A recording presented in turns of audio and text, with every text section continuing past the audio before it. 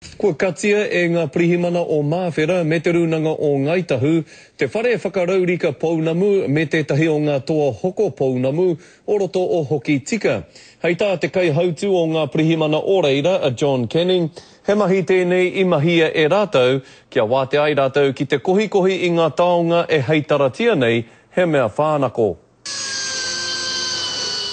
Koini te whakatere o Jade me te toa o Mountain Jade.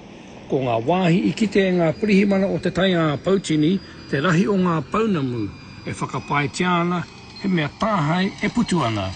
We have received information in relation to a particular consignment, and as a result of that, a search warrant was obtained from the High Court and we executed it yesterday. We are pleased that the operation was successful. It has been ongoing for some time now, and to see it concluded like that is very good. Ko te momo paunamu kei te kai ngā kautia hei tā ngā pirihimana o Māwhera, e te hunga nei ko te Snowflake, e mea tiana kei te miriona tāwa ki te wāriu o ngā paunamu i tā hei tia. I hāmene tia tētahi tokorua i te tau 2008, o te tango poka noehu i te paunamu i te tai a Pautini. Ko te whakahau a te kōti teitei me utu rāwe i te 300 tāra ki te iwi o Ngaitahu.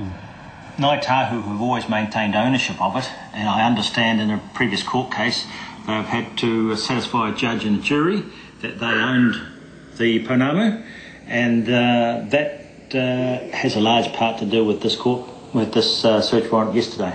When people front up with Snowflake, as it's commonly called, we know that it has not come off a licence.